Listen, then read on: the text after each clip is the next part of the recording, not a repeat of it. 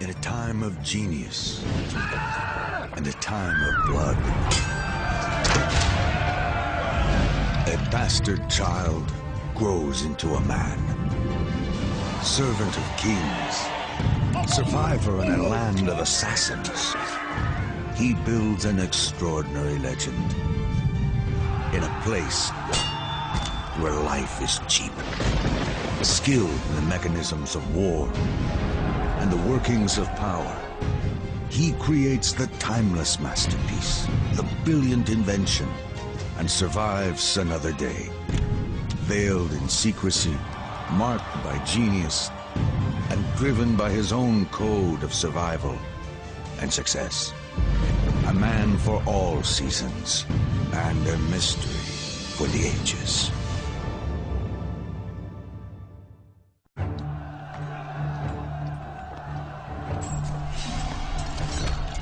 Constantinople, the capital of the Byzantine Empire.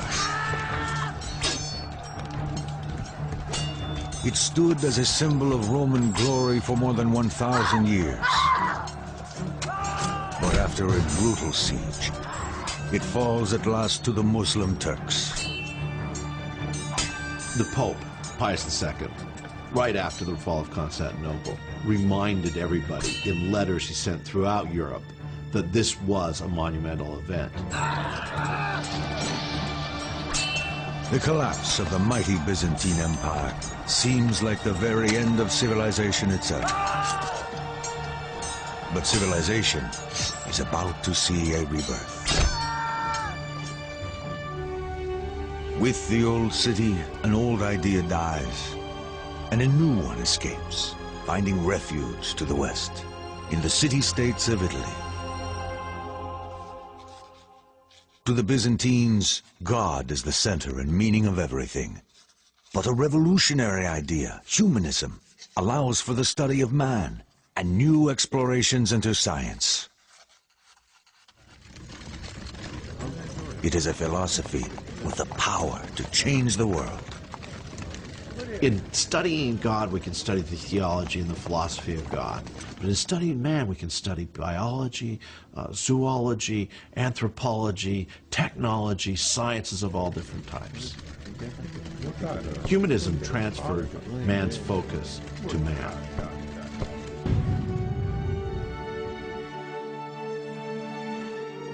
In the city-states of Italy, humanism ignites a new age, the Renaissance, heralding an explosion of new ideas, new inventions, and new discoveries. It is a time like no other. It's a nice time to be born as a really brilliant person.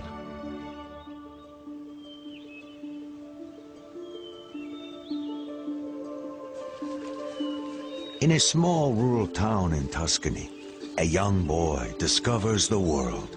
Almost from the beginning, the mysteries of nature fascinate him. He grew up in the countryside outside of Florence, and he seems to have been able to find all kinds of animals and plants and insects. But young Leonardo has no real place in the world, no future. He is the bastard child of a respected notary and a poor farmer's daughter. He lives in his father's house, while his mother is left to marry a man of her own class. His mother married, sometime after Leonardo was born, a local guy who's known through what seems to be a nickname, Attaccabriga, the fighter, the quarreler, the guy with the fists. They probably lived locally. It's not inconceivable that Leonardo would have had some access to her, but it's equally possible that Leonardo's family kept him away from these other people who were of a different social station. Young Leonardo enjoys a comfortable childhood with his father and stepmother. But because of his illegitimate status, his prospects look bleak. It's sort of like a second-class family membership. Legal offspring, obviously, are going to inherit the family estate, as well as follow the father into the family business. Leonardo is disqualified in some measure from that. Leonardo! Sì, madre. Torna a casa, immediatamente. Ma perché devi sempre far di tutto un gioco? Destined for life as a tradesman, he cannot even take his father's name. He is known as Leonardo from Vinci. His family will spend no money on his formal education. You can sort of imagine what it must be like to have been considered illegitimate in an age when being illegitimate really meant something. There were, professions that were closed to you. You were constrained greatly by that, by something completely beyond your control. Faced with his illegitimacy, young Leonardo begins to develop a code to push beyond all expectations, past all obstacles. It will eventually propel him into the corridors of power and on to greatness.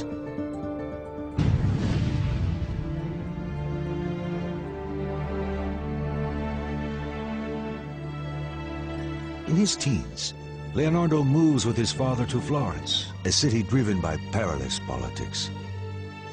In this thriving place of commerce and beauty, one family stands at the center. A family whose importance to Leonardo will grow as he matures. The Medici. The Medicis are in charge of Florence because they were the bankers early on, and they gained control of Florence. And even though it was a republic and somebody should be voting for them, they controlled all the votes. The Medici, rich and very powerful, are the most important patrons of the arts in Florence. Yet in spite of their power, the Medici bankers can never rest easy. Assassination is common, as rival banking families compete for the city's wealth. If you look at some of these paintings just of the Renaissance leaders, they're wearing what looks like studs on their clothing. No, they're wearing cloth-covered armor. L'interesse è difficoltoso, come avevamo discusso. E allora onoratelo col vostro sigillo.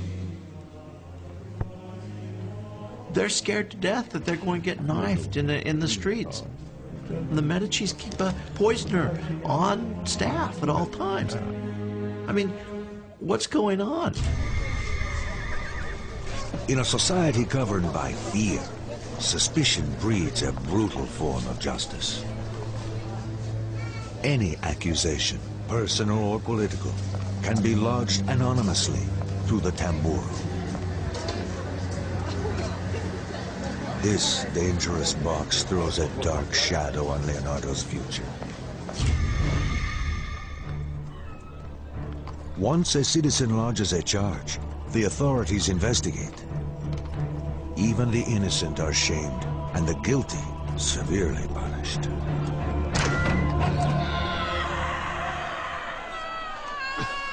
The sight of dead bodies executed in public is commonplace in a city like Florence, as it is throughout Italy.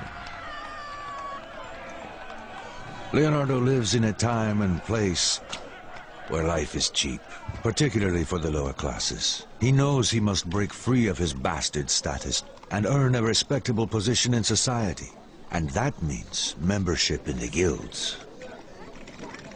Florence is a city that is officially governed by the guilds. It's been that way since the end of the 13th century. The government of Florence is drawn from the most powerful guilds. The guilds are professional trade unions, but most are closed to a bastard like Leonardo. It seems quite clear that he didn't have any kind of formal schooling, which would have been the norm if he had been a legitimate child of his father rather than the illegitimate son that he was. For Leonardo, it is difficult to gain entry to even a lower non-professional guild. His one hope rests in his talent and the help of his father's well-placed friend. Tu devi essere Leonardo. Ti stavo aspettando. Tuo padre pensa che hai del talento. In 1468, when Leonardo is 16, his father sends him to Andrea de Verrocchio, a highly regarded Florentine artist.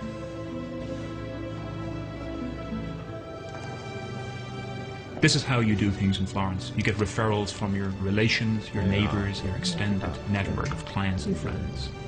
This kind of personal referral is how you, would in a certain way, break the practice of training your own son in your own line of work. Verrocchio agrees to take Leonardo as an apprentice, to give him the experience he needs to one day gain admittance to a guild. Here, Leonardo first comes to understand the connection between art and power. The Medici, the ruling family of Florence, often commissioned paintings from Verrocchio. Verrocchio was certainly the person you would think of in Florence towards the end of the 15th century. You know, if you want a painting, you go to Verrocchio. As Leonardo becomes part of the workshop, he realizes he can push beyond his social limitations. His code emerges, stronger now. If circumstances hold you back, always find another way to achieve your goals. But beyond the doors of the studio, Florence is entering a dangerous time. Even as the Medici family patriarch Piero de' Medici lay dying, enemies plot to steal control of his family's fortune. Piero, ti senti un po' meglio? Solo la morte può recarmi conforto adesso. All the wealth and prestige of the Medici could quickly come undone as plots against their very lives are quietly prepared.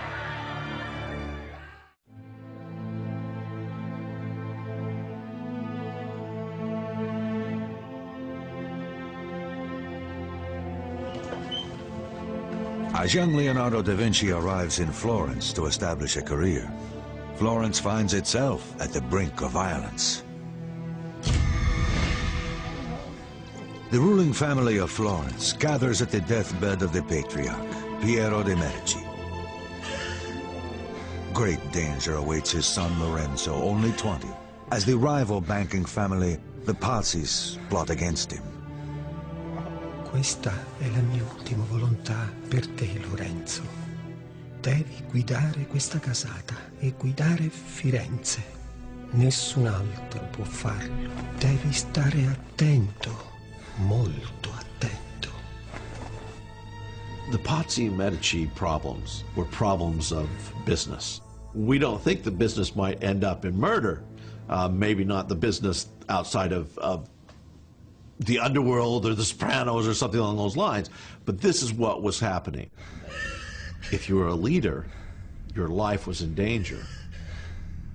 The Pazzi family hungers for the Medici's power and wealth. They will do anything to seize it for themselves.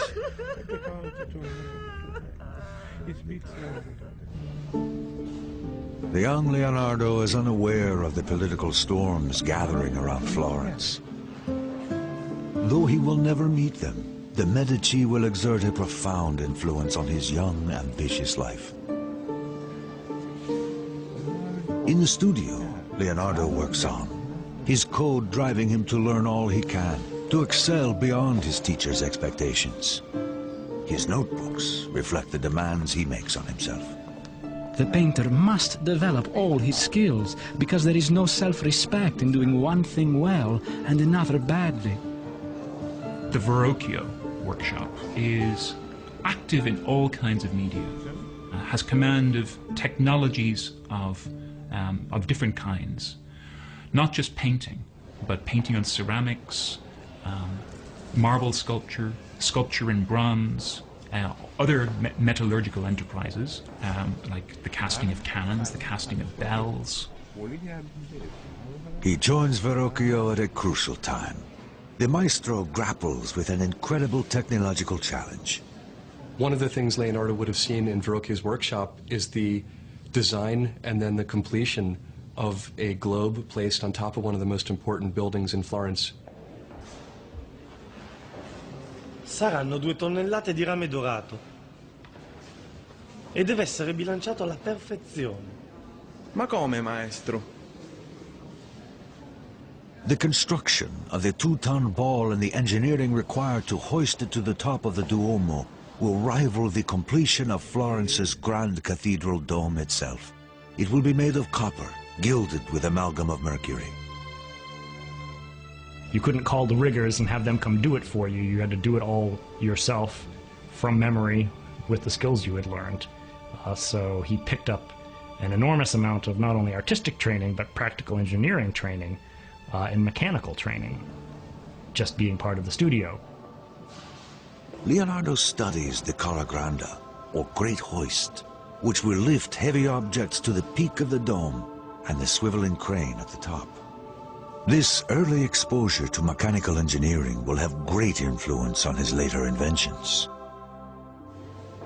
In Verrocchio's studio, Leonardo sees how his talent might allow him to escape the limitations of his bastard origins, and he is about to have his first taste of the world he aspires to.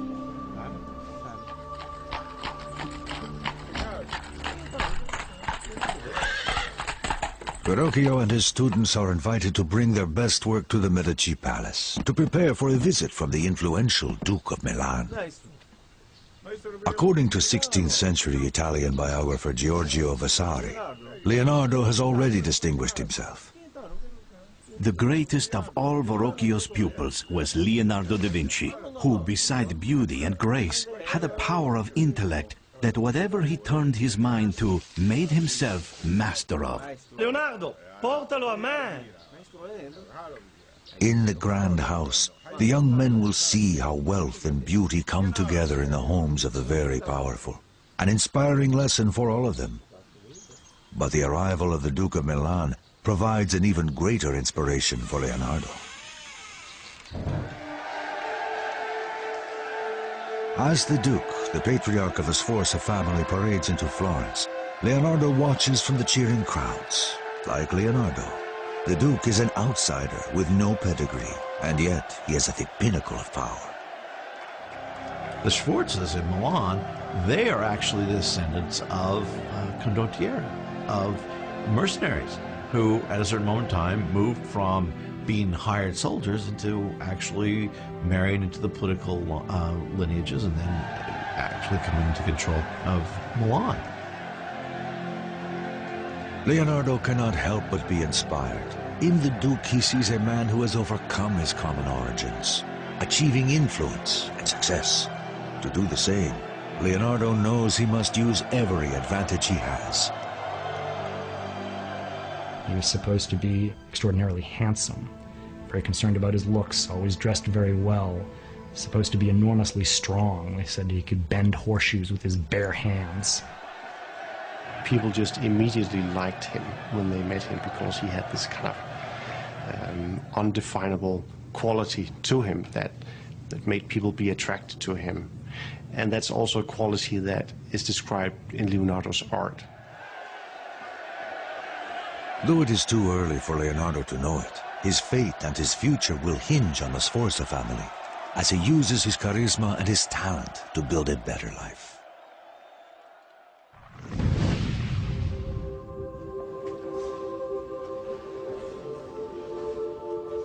Leonardo is now 20. He completes his apprenticeship and has finally joined the guild as a painter. A huge step into the world of professional legitimacy. He can now seek high-level commissions on his own. But something holds him back. Da Vinci stays in Verrocchio's studio. Perhaps it is loyalty. Perhaps he is still unsure of his abilities. But he stays. The advantage there is he doesn't have to go out and set up by himself. There's every indication that Leonardo is temperamentally unsuited to opening his own shop. Usa un tocco leggerissimo qui, Leonardo. Leggerissimo. We can see a large number of commissions for paintings being, at least in part, turned over to the young Leonardo, so that he's a serviceable, adaptable, younger partner in the firm. And as he works, Leonardo's reputation grows, even reaching the attention of the Medici family. In the case of the Medicis and Leonardo, it appears, though, that they recognize very early on that this guy had great talent, and he was going to exceed his mentor and exceed his fellow students, and so they took a particular interest in him. Here in the workshop as Verrocchio's protege, Leonardo's first great work emerges. It is considered the oldest surviving Leonardo painting. The angel on the left, far in the corner of Verrocchio's The Baptism of Christ, is only a fragment, a tantalizing glimpse of the genius to come. It is only the mediocre pupil who does not surpass his master, Leonardo writes. And legend has it that Verrocchio, after seeing Leonardo's angel, never painted again. These are all qualities that you can look at that painting today and you can see that's the hand of somebody else, some exceptional painter who really is not present in the rest of this painting. Leonardo had an incredible ability to see motion and to capture motion in his paintings. For example, the ringlets of hair, which have a kind of bounce or spring. He was able to suggest that with paint in a way that no one else really could. Talented, connected, attractive, Leonardo knows what he wants and is on his way to securing it. But the jealousies and envy of others, anonymous voices and accusations will put at risk all that he has built and threaten to send him back to oblivion.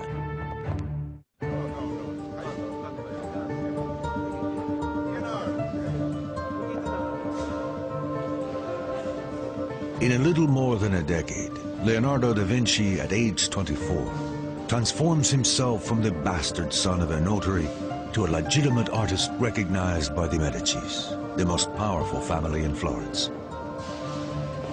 Florentines are very competitive. It's very, very frustrating to be an artist in Florence, but also competition makes things better, makes you do a better job as an artist. In Verrocchio's studio, his persistent experimentation with paint and technique sets him apart. This commitment becomes a vital part of his code, a way to push ahead of his competitors who are better educated. He records his thoughts in his notebooks. I know that I am not a man of letters.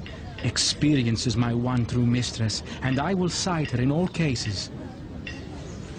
Only through experimentation can we truly know anything. Leonardo sets up this opposition between authority, which is transmitted through books, and people like himself, these maverick figures who operate outside normal professional boundaries, who investigate, who take things apart, to see what they're made of, to see how they work. A man of unusual sensitivity, Leonardo cherishes nature and will not eat meat, refusing to be a tomb for other creatures. To him, nature is the ultimate machine, and he holds its mysteries in respect and awe. He spends his life trying to discover how it works. The movement of clouds and water, the mystery of birds in flight. Science, nature, mechanics, Leonardo pictures them as one entity, to be captured through his creative life.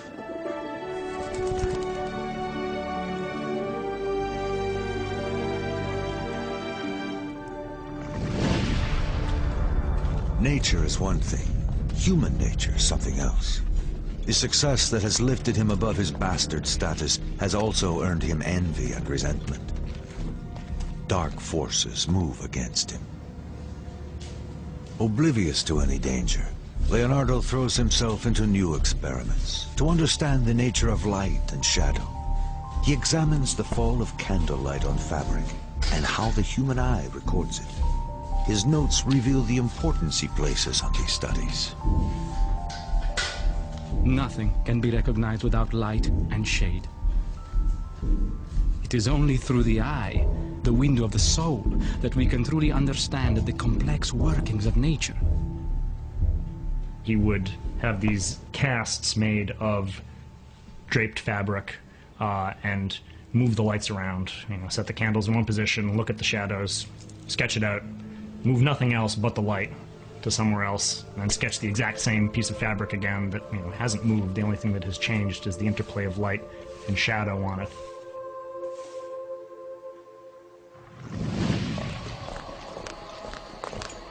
But in 1476, envy and betrayal catch up with him, born in the hands of the Night Watch, the dreaded secret police of Florence.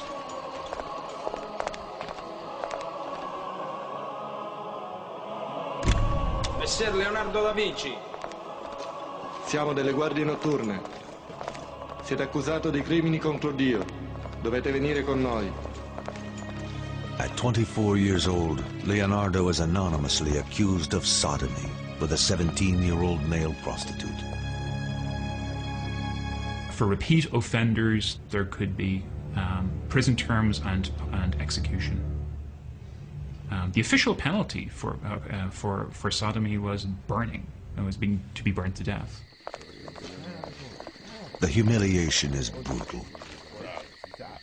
Nothing, he writes, is to be feared so much as a damaged reputation. The fact is, it does affect him. He was a proud individual. He's a proud young man. He knows he's going someplace. And a charge like this could really have set back his career. But at the trial, no evidence is brought against him. No witness is presented. The charges are dropped. The cruel act of an anonymous enemy. But dark days are just beginning in Florence. Political storm clouds gather as deadly forces move against the Medici. Florence is nearly surrounded by the territories of the Pope, which extend south to the city-state of Naples and north to Ferrara.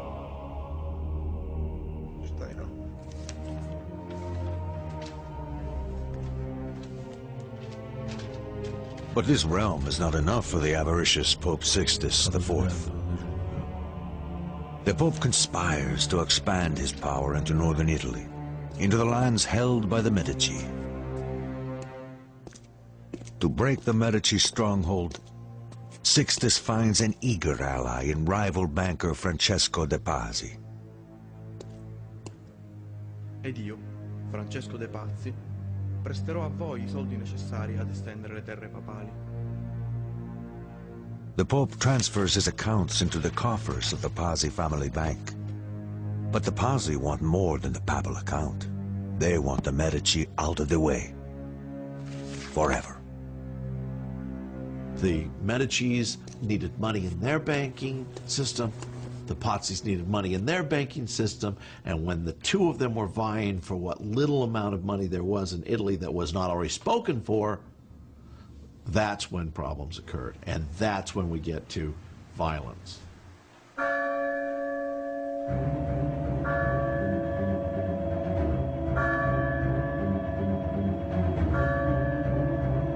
It is Easter. In celebration of the Prince of Peace, the Medici take their personal seats across the aisle from the Pope's henchman, Francesco de Pazzi. They have no idea of the danger they're in. At a prearranged point in the Mass, it begins.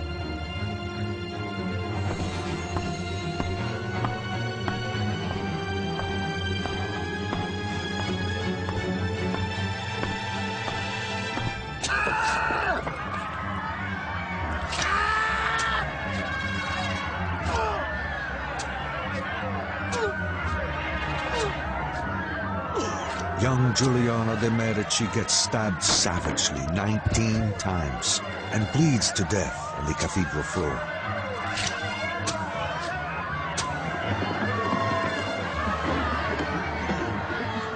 His wounded brother, Lorenzo, barely escapes. With the Pope behind them, the Pazzi family believe they will get away with their plot.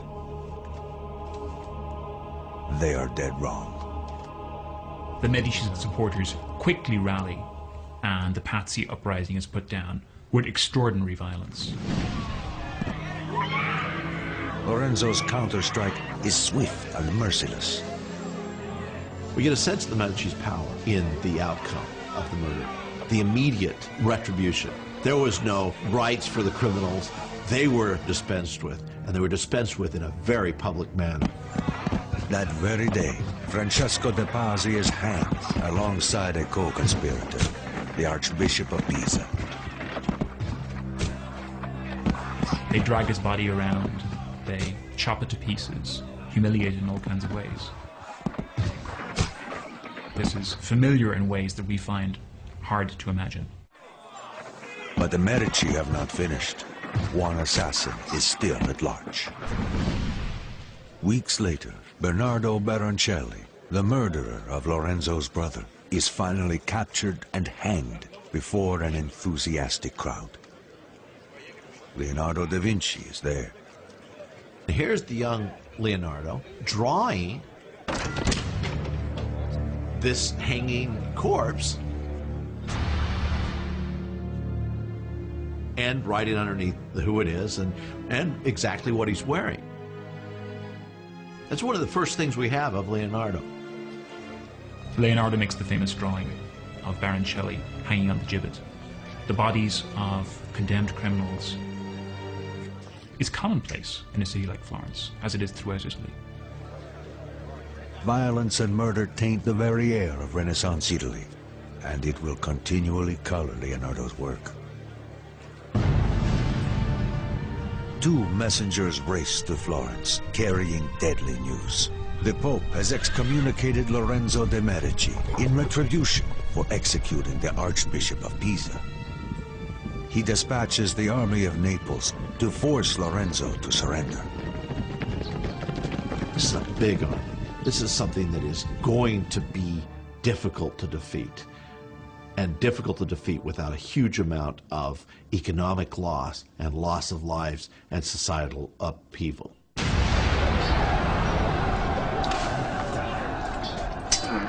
The Republic of Florence faces annihilation. Here in all its terrible glory is the greatest of the Renaissance arts, the art of war. Without a miracle, the city that has given Leonardo da Vinci his only real future will be destroyed without a trace.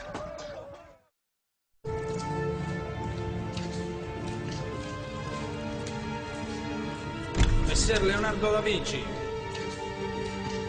Arrested on trumped-up sodomy charges, Leonardo da Vinci endures a damaged reputation. And then Florence itself is thrown into danger as war erupts with Naples. To punish the Medici for the execution of one of his archbishops, Pope Sixtus sends King Ferdinand of Naples to invade Florence and attack the smaller Florentine army. The Florentine forces, mostly mercenaries, fight with the sustained violence of professional killers.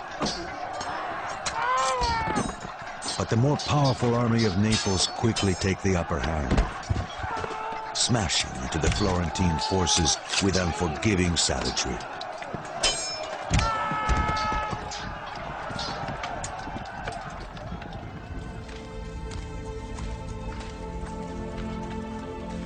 In the terrible aftermath, it is clear to Lorenzo that the city's plight is desperate. His troops are being cut to pieces. He must find a way to end this war and somehow save Florence. It seems the larger political landscape may provide Lorenzo with a way out. The Muslim Ottoman Empire, greatly feared by the Christian Europeans, has threatened the entire peninsula for some time. Florence, Naples, and the Papal States are all at risk.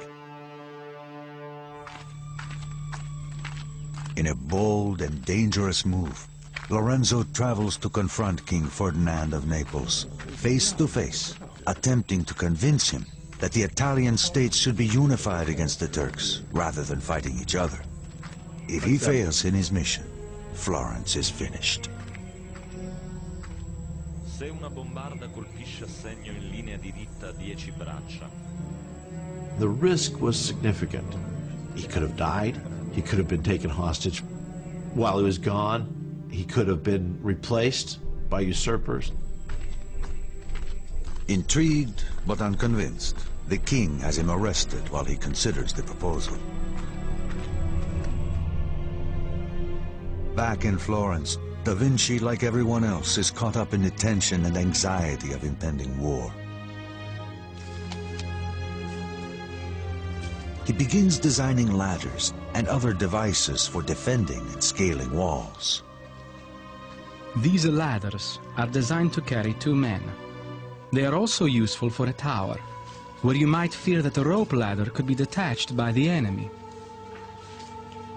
It's all engineering, engineering, engineering, because that's sort of the reality of Italy at the time that Leonardo's alive. You have all these different warring city-states, and warfare is a constant fact of life. Da Vinci labors on and waits, putting his active mind to work on defensive fortification and other weapons of war. 3 months pass with no word of Lorenzo de' Medici. In the streets of Florence, the citizens wait in fear. The weeks drag on without news of their leader or their larger fate. The people go about their business as hope dwindles.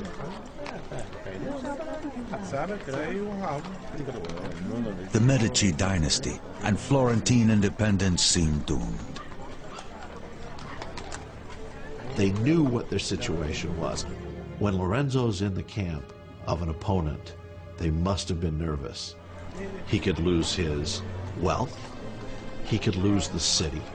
The Florentines could lose the city.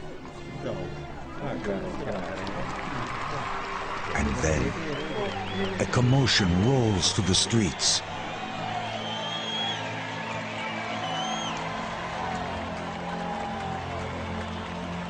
In triumph, Lorenzo returns, having convinced King Ferdinand of Naples to end the war. The crowd celebrates his courage and statesmanship. Lorenzo the Magnificent has pulled Florence back from the brink.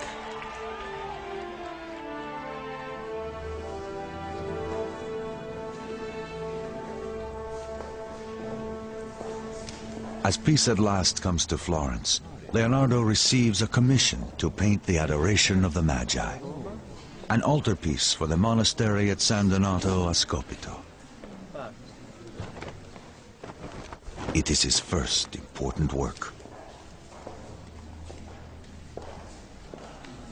We have the Adoration of the Magi treated like nobody has really conceived this event before.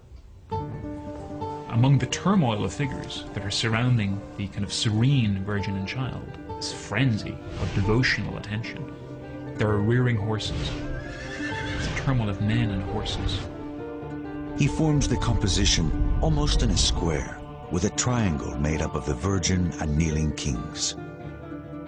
But here, Leonardo is using the body of the horse to invest his composition with dynamic motion and energy, the sense of frenzy, the sense that this is almost like an apocalyptic event in the incarnation.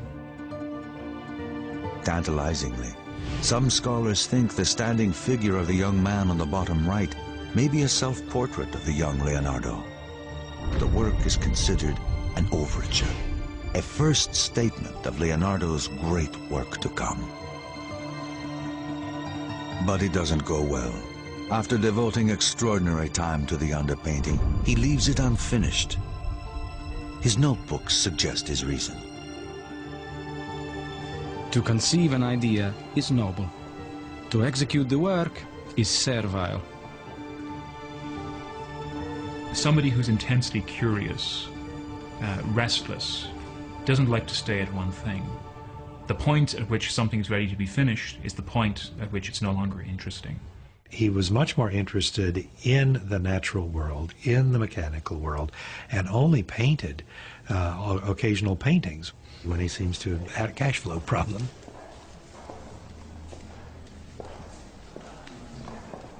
It is a bad time for Da Vinci to abandon his painting.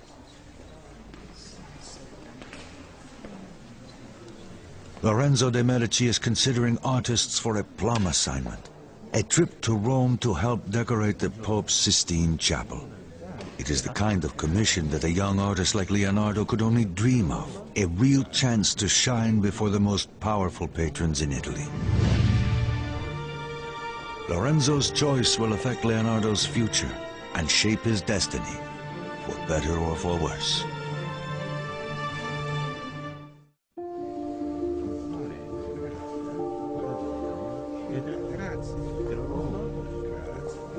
Even as word of Leonardo da Vinci's talent spreads, he appears to lose interest in his career. An important commission is not completed. Clients grow angry. And when Lorenzo the Magnificent chooses his finest artists to send to Rome, Da Vinci is not selected. The Adoration of the Magi is one of the great masterpieces of the High Renaissance, and yet Leonardo was unable to finish it, and some believe that he had conceptualized the end of the painting in his mind, and that was enough for him, rather than actually going to the brush and doing it physically. And so he found himself in lawsuits a number of times because he couldn't finish his work. He cannot deal with the ordinary conditions of production, of clientage, of contract, supplying works to deadline, according to a patron's specifications. He didn't finish anything. Psychologists today have names for these things. Perhaps he was ADD. Perhaps he was obsessive compulsive. Maybe he was anxious. Maybe he was depressed. We don't know exactly what his ailment was, but there seemed to be something afflicting his mind. It seems that Da Vinci's greatest gifts, his restless imagination and endless stream of ideas, complicate his drive for success. Again, circumstances hold him back, and he must find another way to achieve his goals. You're not really sure he wanted to be an artist. That was his inroads into the court life and into the patronage life. But when he gets there, he almost kind of leaves it behind. Unsatisfied with painting, Da Vinci decides it is time for a change. His code demands that he find another channel for his ambition. He needs a fresh start and new opportunities. And so he travels to Milan. As the most northern of the Italian states, Milan is the most vulnerable to foreign invaders. And so it is heavily militarized, a center for weapons production and military technology.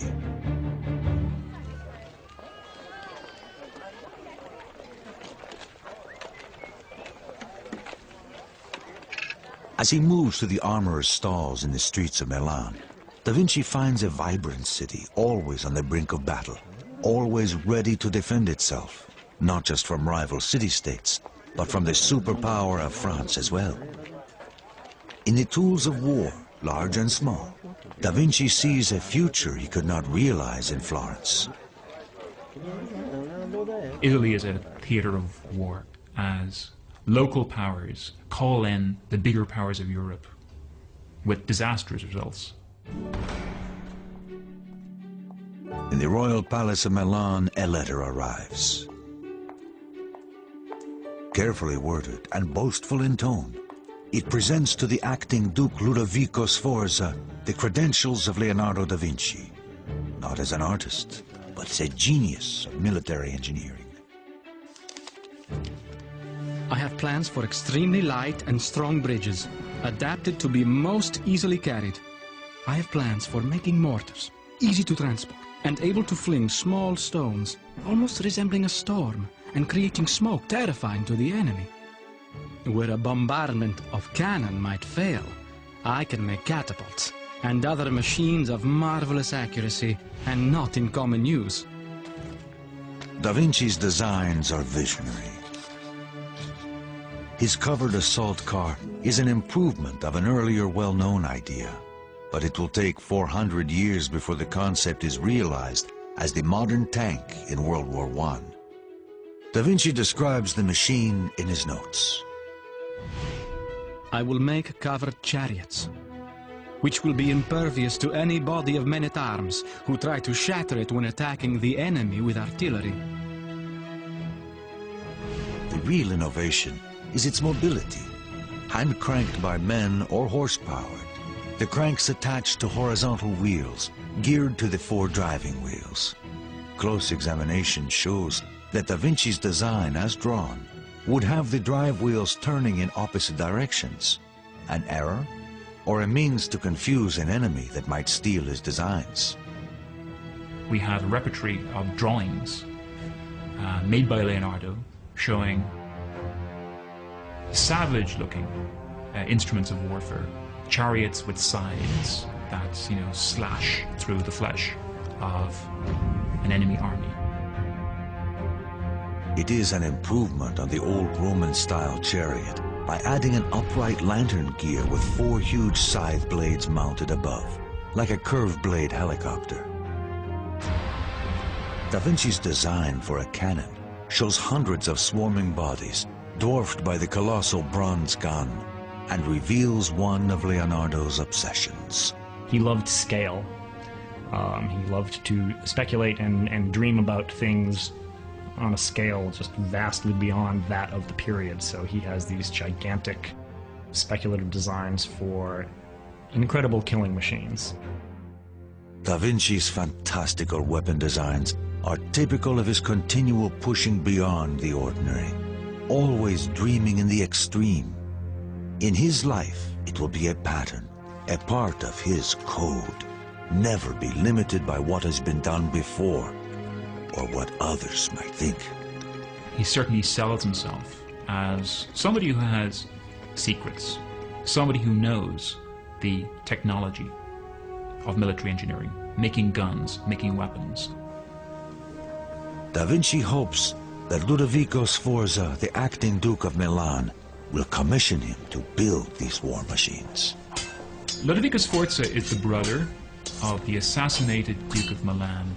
He's acting as the regent, basically the effective ruler of Milan. And he's basically controlling the defense policy, the foreign policy of the Milanese state. Ludovico will hold power only until his timid nephew, Jan Galeazzo, comes of age, if he ever does. Tu scegli, adesso vai pure, ho degli affari da sbrigare. I think everybody expects that the one thing that Ludovico really wants is the Dukedom of Milan. He's prepared to go to extraordinary lengths to get it. But the armies of kings and the cruel uncertainty of politics will overturn Ludovico's dreams of glory and everything that Da Vinci has hoped for.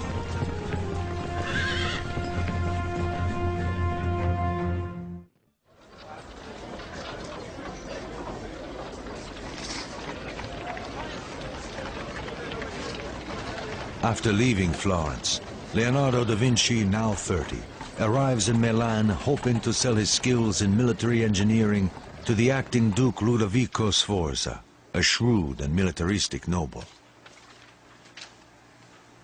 He walked away from what would have no doubt been a secure and comfortable living as the society painter in late 15th century Florence. He went instead to the bustling but military, aggressive, politically turbulent city of Milan, up near the French border.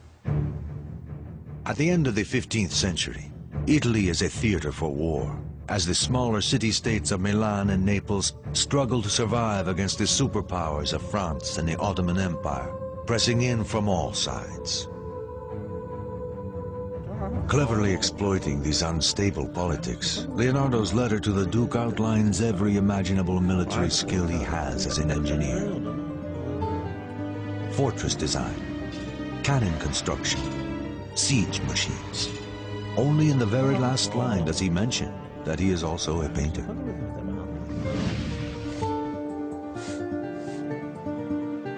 Unfortunately, Da Vinci must set aside his excitement about military designs.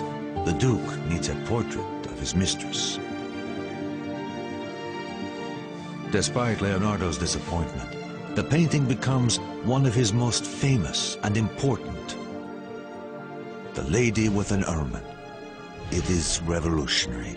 The first time a portrait shows the sitter's thoughts or feelings through posture and gestures. This relates to a series of interests being pursued by Leonardo about the motions of the mind. As the mind moves, so the body expresses the motions of the mind. Or as Leonardo would say, that's where the movements of the soul make themselves most manifest. Her head turns to the right, as if distracted by something to the side. The animal as well is tense and alert. Again, Da Vinci's code pushes him to tackle new ideas. He's almost obsessive in his quest to want to know as much as possible about what he's interested in while he's interested in it. Sforza, the grandson of a mercenary, and Da Vinci, the bastard son of a notary, depend on each other to increase their social standing. Guardate da questa parte adesso, signorina Gallerani. È un piacere posare per voi. This is not what he came to Milan for, but he is experienced enough to know that power and opportunity are always close companions. And the enormous Sforza family ego soon presents that opportunity. The Duke commissions a colossal statue of his father, astride a powerful stallion. And so Leonardo begins to study the proportions of horses, using a small and docile model as his subject. The distance between one ear and the other should equal the length of one of the ears. The length of the ear should equal a fourth of the face. Sforza wants a statue larger than any other, the biggest horse monument ever seen. It's often held that these warlord princes used art as a means of making themselves look more permanent, more legitimate, more established than perhaps they were in practice. The Sforza have only been around from 1450, but their equestrian monument is going to outdo all others that exist.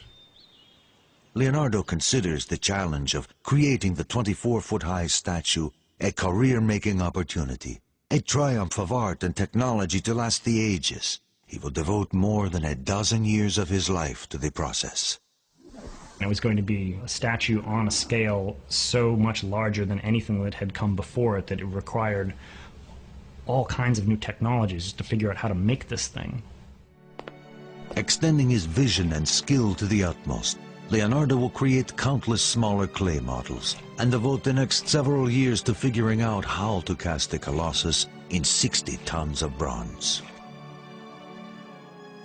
Because he wanted to cast the horse in particular as one piece, this would have been cast upside down, he had to dig casting pits. Well, Milan is built in a river valley and there is a water table down there. The head of the horse pointing downward would have been just about at the level of the water table. And if you in fact start heating up the water table in an area, you will create some very serious problems, possibly even an explosion. So in other words, he was working very close to the limits of the possible. This is the very essence of Leonardo's code, to push beyond the expected, not only in his work, but in his life. And as the great horse slowly takes form, Leonardo turns his lively mind again to weapons of war. Like the horse, his designs are huge, monumental. He always engineers these things that are just enormous, much, much larger than anything that existed at the time. And the giant crossbow is sort of the poster child of this mentality. It's about the size, probably, of a tractor trailer in length. The construction is highly advanced, with the bow to be built of laminated sections for the greatest strength and flexibility. The bowstring, drawn back by a worm gear, can be fired silently. People look at Leonardo's drawings of things like the giant crossbow, and they seem to think that this is an original idea. It isn't. What Leonardo is doing is taking an idea that's fairly commonplace and seeing how far he can push it. He begins his famous notebooks, an obsession that lasts his entire lifetime and confounds us to this day. It's estimated he will fill over 15,000 pages before he dies. What did he write in his notebooks? Everything. Laundry lists. Don't forget to get the money that so-and-so owes you. I need this at the store. Moving lists. Sketches of people that he saw on the street who had interesting faces. Notes to himself of anything he wanted to remember. Leonardo often composes these notes from right to left, even forming the letters and words backwards, as if in a mirror. People would speculate, and still speculate, that he was trying to write in code. He didn't want people copying his ideas. Maybe he was saying things that he didn't want people to be able to read. But the most likely reason is simply that he learned to write as a left-handed child, and so composing left to right, even writing backwards, came naturally to him. By this time, Da Vinci has taken an assistant. His name is Giacomo, a young boy from the lower classes, destined to limited prospects. He helps Leonardo build the many mechanical contraptions and novelties for Ludovico Sforza's elaborate parties. Giacomo, perché devi sempre giocare con tutto? E dammi quel pianeta. Da Vinci comes to call him Salai, meaning little devil. The mischievous boy will stay with Leonardo for the rest of the artist's life.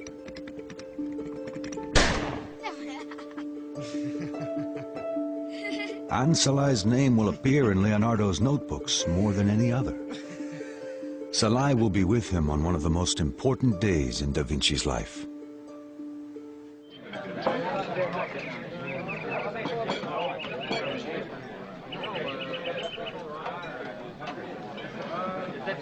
Ludovico stages an elaborate family celebration, which features Leonardo's colossal clay model of the Sforza horse, unveiling it for the first time before the nobility. The Sforza horse was supposed to be the largest cast statue in the world that was going to, sort of trumpet the glories of the House of Sforza, and also probably secure Leonardo a lifetime position in the court there. The party, like Da Vinci's horse, is a celebration of Ludovico's power. The attendees include Ludovico's beautiful wife, Beatrice d'Este, and his nephew, the real Duke, Jan Galeazzo, now 25. It's become quite apparent that young Galeazzo Sforza has been sidelined by Ludovico, his uncle, who really has designs on the duchy for himself. Jan Galeazzo will never assume power. Within the year, he is dead. Some say poisoned, making Ludovico the Duke at last. With nothing to curb his ambition, he will set Milan and Leonardo on a collision course with war. Siamo pronti, Leonardo!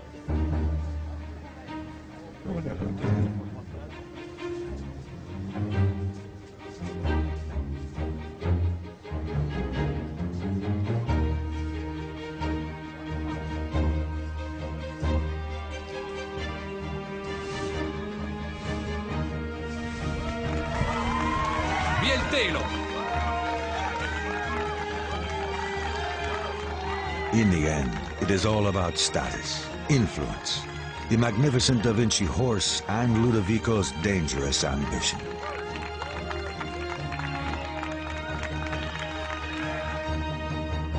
In 1494, as the new Duke of Milan, Sforza joins forces with France. Together, the powerful allies invade the Italian city-state of Naples. The risky move puts Milan and Leonardo's plans for the great horse in jeopardy. It came down to the necessities of the day, being that there was very little metal, and the Duke of Milan had the choice of casting cannon or giving this metal to Leonardo to make a statue.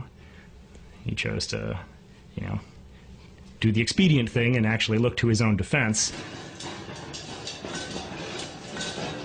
With war on the horizon, the 60 tons of bronze set aside for Da Vinci's great horse is melted in the furnaces of Milan and poured into cannon molds.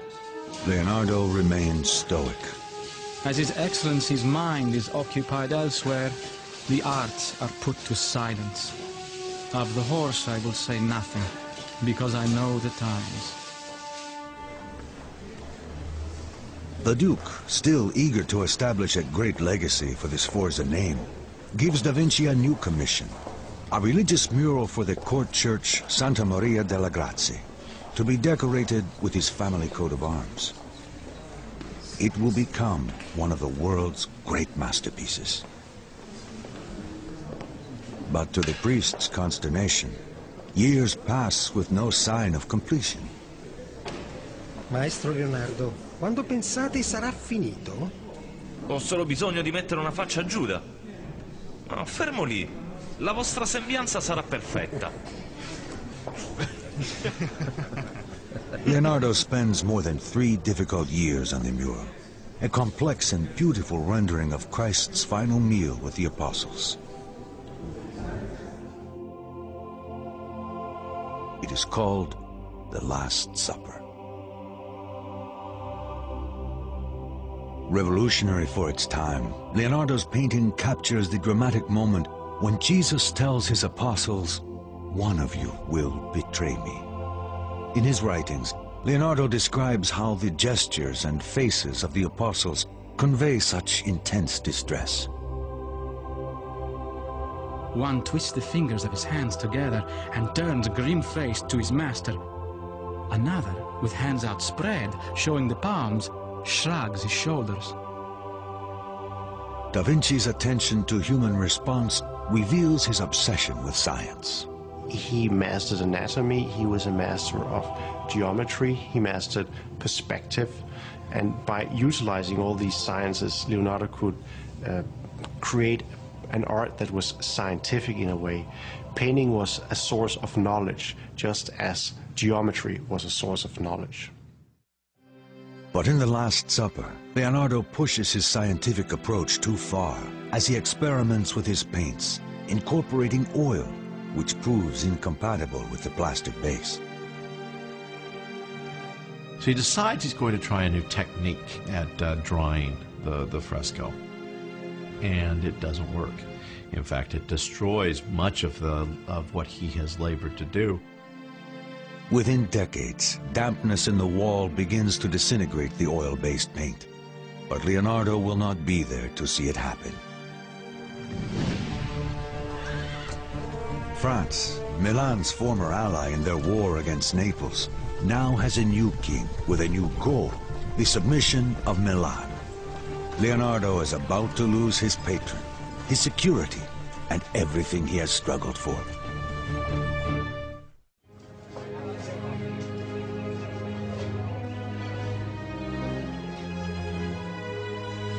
In Milan, Leonardo da Vinci has created some of his most important work. He spends 17 years in the court of the Duke Ludovico Sforza, realizing his own dreams of success. As Leonardo nears the age of 50, the political winds change. Sforza's former ally, France, abruptly invades Milan.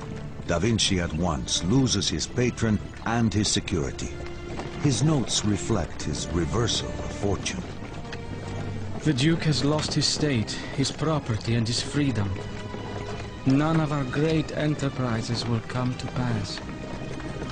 The occupying French army, bent on annihilating any sign of the Sforzas, used Da Vinci's epic sculpture for target practice.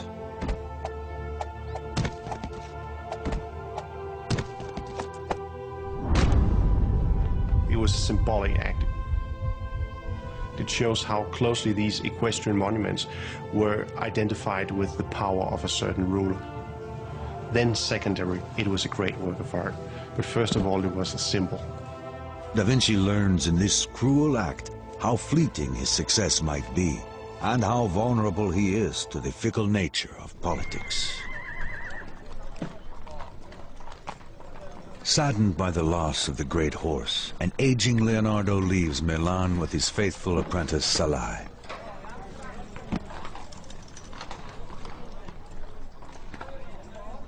All his work must be left behind. The shattered horse, the Last Supper, all abandoned.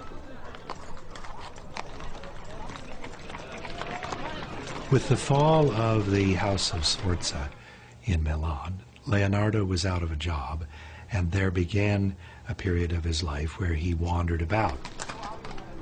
His notebooks reflect his state of mind. Patience protects against misfortune as warm clothes protect against the cold. The warmer you dress, the more powerless the storm. In the same way, increasing your patience in the face of great wrongs renders them powerless against your peace of mind. His travels take him to Venice, now threatened by the growing power of the Ottoman Turks. Perhaps here he will find a market for his innovative weapons and fortifications. One of the interesting things I think about Leonardo is considering how much of his career he spent not working as an artist. He's always thought about first and foremost as a painter, but if you look at the number of years he was employed by various patrons, a big chunk of it was spent largely as a military engineer and as an entertainer. He approaches the Duke of Venice with a variety of ideas, even a diving suit and snorkel system for underwater warfare. In his writings, Da Vinci describes his complex design. A breastplate of armor with hood, doublet and hose, and the wineskin to hold the breath, with half a hoop of iron to keep it clear of the chest. When you deflate the wineskin, you will go to the bottom, pulled down by sacks of sand. When you inflate it, you will rise to the surface. He seems sometimes almost not to really belong to his age, in a day when they didn't even have mundane things like regular ways of keeping time. Leonardo's thinking about walking on the bottom of the ocean and flying in the air with the birds, and developing the self-propelled vehicles. He just has such a completely singular vision of pretty much everything around him. Da Vinci's ideas are centuries ahead of his time. His code has led him to dream the impossible. But Venice has no interest in his inventions. He is considered a foreigner, and his visionary ideas create only suspicion. Rejected, he must pursue his dreams elsewhere. He travels back to Florence, the land of his boyhood.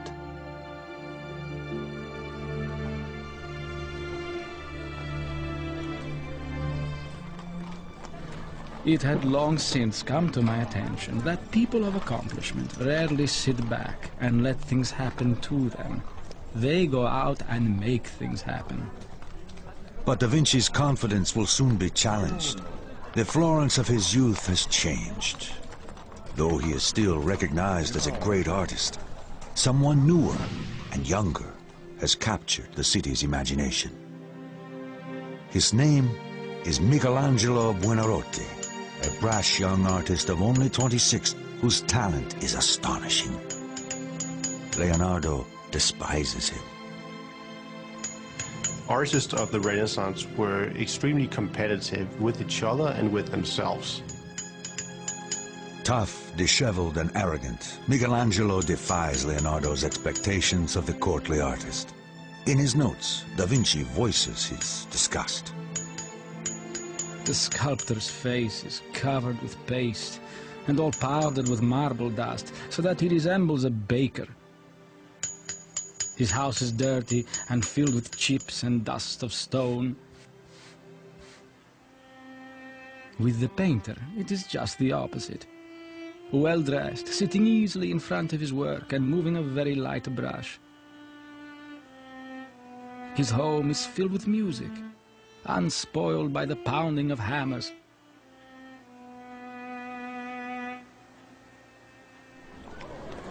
The simmering hostility between Leonardo and Michelangelo quickly becomes public. One day, as Michelangelo approaches on a busy street, Leonardo defers a question about the writer Dante to the passing sculptor. Chiedi a Michelangelo. Lui ha letto Dante. Spiegatelo da solo. E già che ci sei, spiega come hai imbrogliato la gente di Milano con il tuo impossibile cavallo. Stung by the insult, reminded of his failure, Da Vinci is bitter. He continues to mock Michelangelo's work. I think I'm quoting him accurately when he criticized painters like Michelangelo, for whose anatomy, he said, made people look as if they were bags full of walnuts. Almost 25 years older than Michelangelo, Leonardo is dispirited, packing up his paints each night with less passion than the night before. His writings reflect his growing despair and increasing age. Oh, time, devourer of all things, oh, spiteful age, how you destroy and consume everything with the relentless teeth of years, little by little in a slow death. Dejected, Leonardo finds opportunity in one of the most unlikely of patrons, a man whose treachery surpasses all others, even in this violent time. His name is Cesare Borgia, and he is bent on carving a bloody path to power straight through the heart of Italy.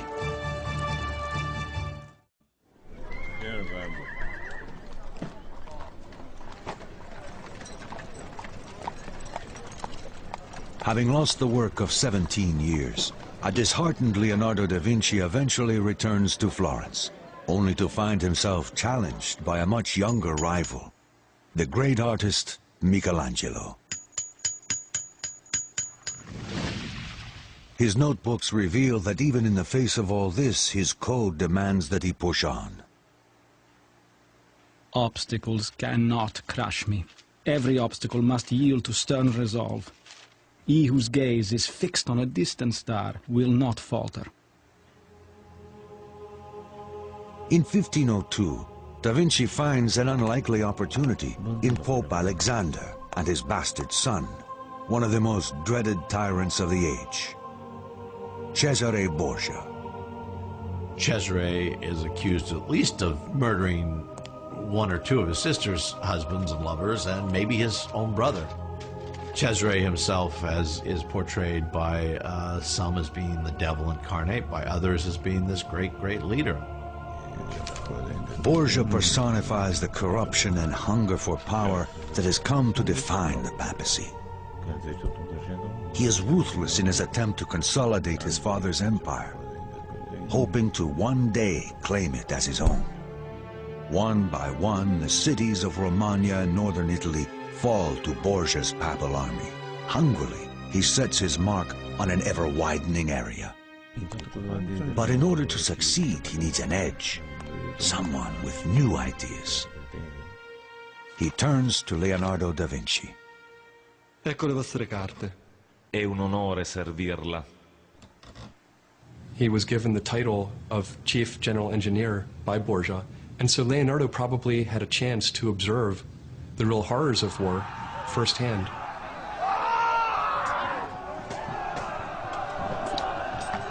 The villages of northern Italy become Borgia's slaughterhouse as his mercenary armies move to expand the holdings of his father, the Pope. Borgia has been described as one of the cruelest men in Italian history, and in fact Borgia was the subject of Machiavelli's book The Prince as the model warlord who could achieve this unification of Italy. The death of the innocent means nothing to Borgia, as he seizes whatever he desires. He makes a reputation as a man of extraordinary cruelty, pragmatic, intelligent, and deadly. Da Vinci serves his patron well, supervising the building of defensive works, towers, trenches, and weaponry. He is finally given the opportunity to pursue military designs, to practice the art of war. For Borgia, Leonardo's greatest skill lay in his unique bird's-eye view map, a key to success in battle. By handing these maps to Borgia, Leonardo was enabling this warlord to run his troops through the night and arrive ahead of time at the battle and have a chance to win. And so the relationship between Leonardo and warfare is very complex. Da Vinci and the ruthless Borgia work well together, each with a complex mind, each actively ambitious. In the mechanics of war and the subtleties of power, Leonardo excels. This may be one of the things that Leonardo is never given credit for. He seems to know the political winds, and he seems to blow quite nicely with them. And he fits in very well with Cesare's court.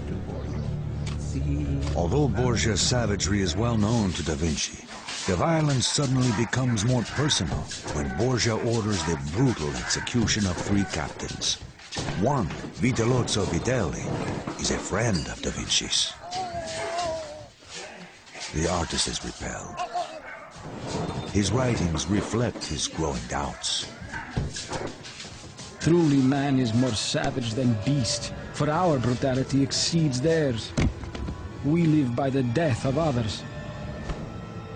He finally decides that even animals, they kill for a reason. Human beings, it becomes part of their nature, just to kill.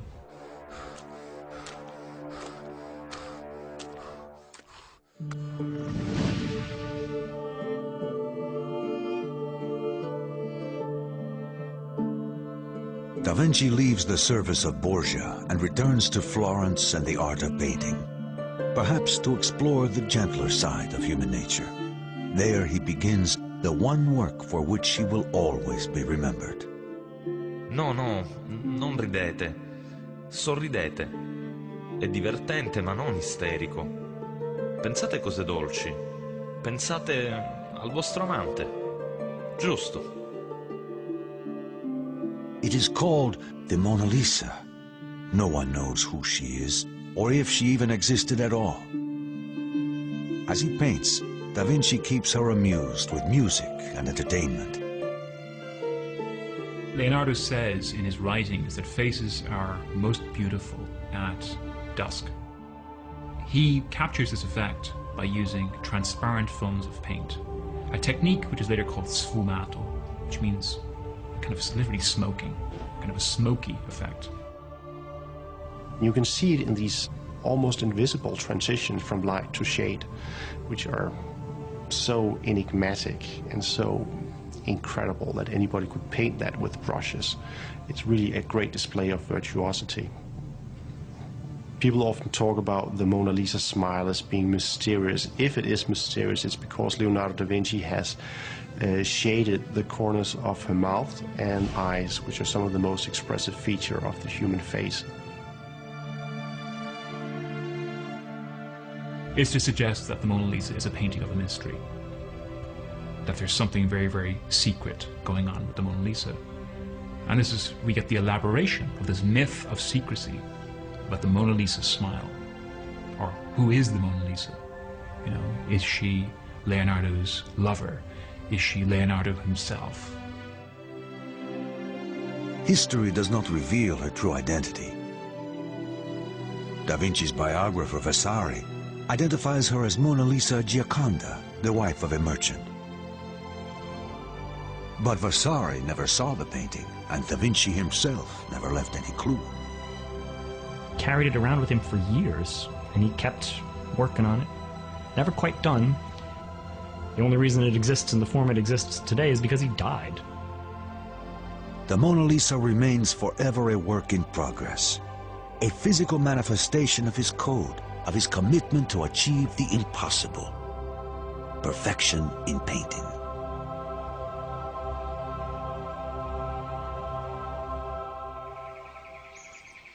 Never satisfied, Leonardo's restless mind continues to ponder the world around him.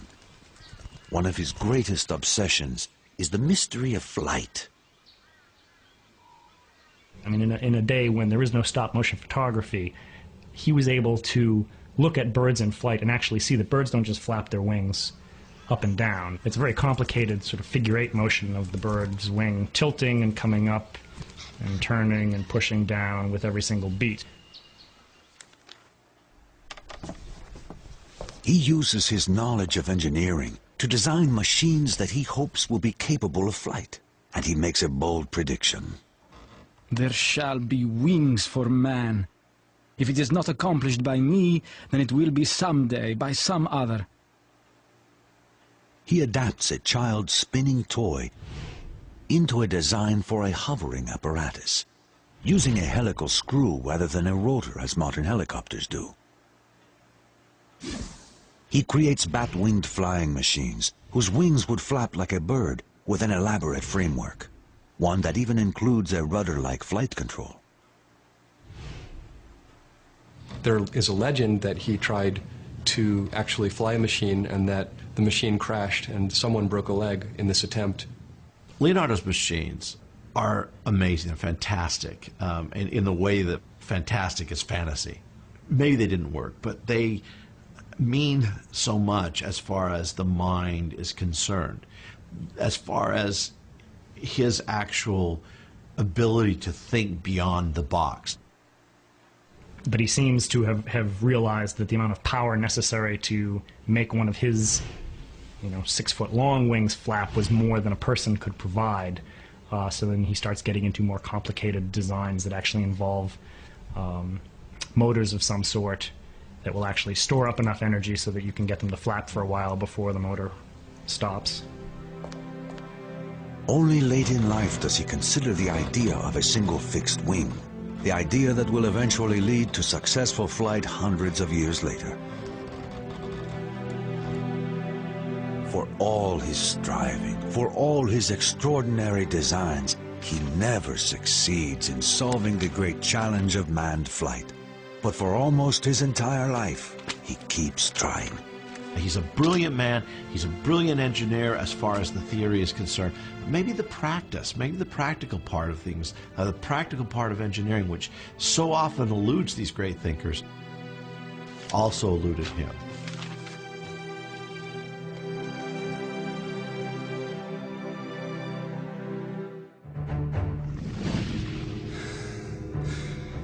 Despite Leonardo's frustrations with engineering, it is with a far more complex machine that he achieves his most remarkable success.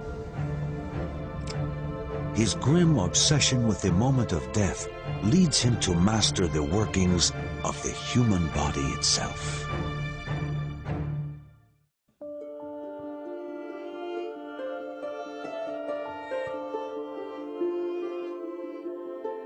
Leonardo da Vinci, now 53, has been working on the most recognized and celebrated masterpiece of all time, the Mona Lisa. He will keep working on it and keep it with him until the day he dies. His obsession with both artistic perfection and technical precision leads da Vinci in a surprising direction.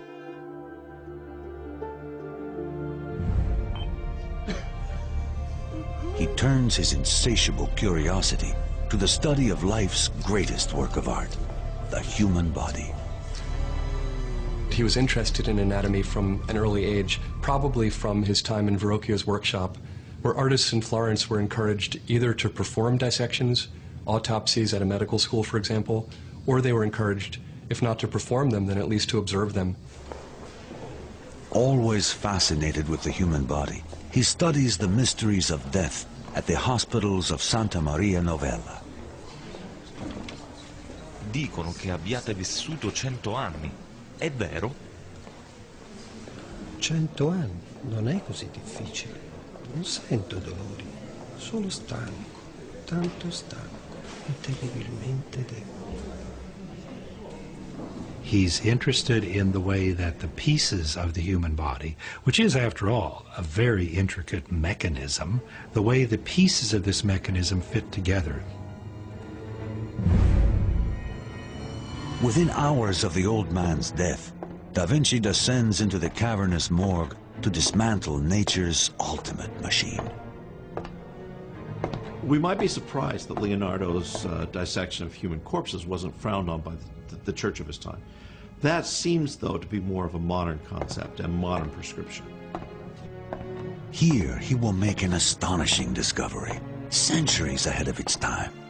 I conducted an autopsy in order to determine the cause of such a peaceful death, and found that it was caused by the failure of blood flowing into the artery that feeds the heart and other lower members, which I found withered and shrunk.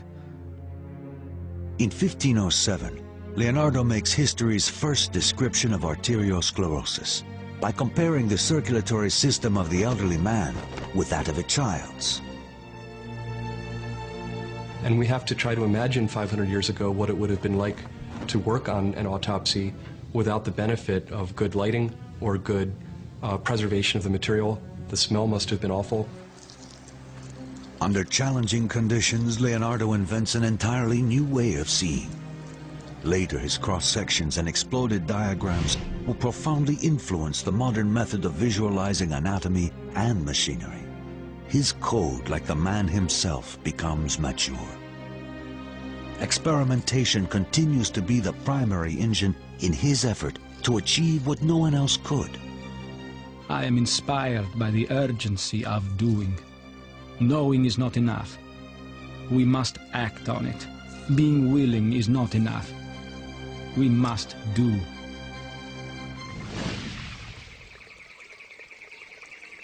His famous notebooks reveal the extreme scope of his visionary ideas. And yet he never publishes a page of them. Often in his notes you'll see him talking about, I'm going to, do a book on this subject that will lay out this, and this. There was always, a little bit more you could do. There was one more observation you could make, and, time caught up with him. As Leonardo ages, his legacy becomes a casual bundle of documents, a lifetime of genius written onto thousands of bits of fragile paper, including the only image we have of the man himself. There is one image of an old man that's commonly attributed as being a self-portrait, but we don't know. It's completely untitled. It's just a sketch among, millions of other sketches that he did. And what I think is interesting is the extent to which that Leonardo is completely lost to us.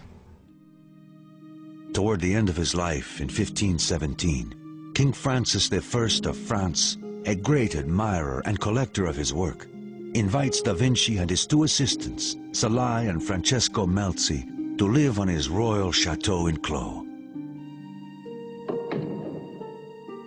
Leonardo got his last job, which is essentially being court genius to the King of France. He didn't really have much in the way of responsibilities. The King of France just wanted him as an ornament. The king names Leonardo da Vinci favorite painter, engineer, and architect. Si sta facendo tardi, maestro. Possiamo continuarlo nel mattino. Francesco ed io lo aiuteremo a mettersi a letto. But at 65, Leonardo's triumphs are behind him. A stroke has paralyzed his right arm, and his left hand can no longer paint fine details. He doesn't seem to have had any obligations. Leonardo doesn't seem to have done much in those last few years, except for enjoy life. And he did enjoy life. It was the high part of a very well-deserved retirement, I suppose. Salai, the boy taken on so many years ago, has stayed with Da Vinci, and Melzi has become his student and most trusted companion. So Leonardo, at the time, he has with him the Mona Lisa, a couple of other paintings, all of which he bequeaths to Melzi, who is his apprentice and had been traveling with him for years and years. In 1519, after months of failing health, Leonardo da Vinci passes into history. I think Leonardo is one of these individuals who had a code of success. He didn't measure it in degrees of wealth. He didn't measure it in degrees of popularity. He measured it in how he felt about his own achievements. To me, Leonardo da Vinci represents something about human beings themselves. He represents someone who overcame a number of social obstacles and really does show what we're capable of. His ability to see so far beyond his present-day reality is, I think, one of the things that makes him eternally popular. We have a body of writing. We have a trail of documents. But Leonardo, it's a complicated mosaic. Painting was a source of knowledge. To Leonardo da Vinci, painting was a science. He can inspire all of us today, regardless of who we are, to try to make the most of our lives as we can. Da Vinci's genius catapulted him out of obscurity and into the courts of kings.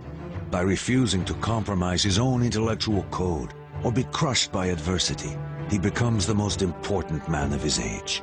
He becomes immortal.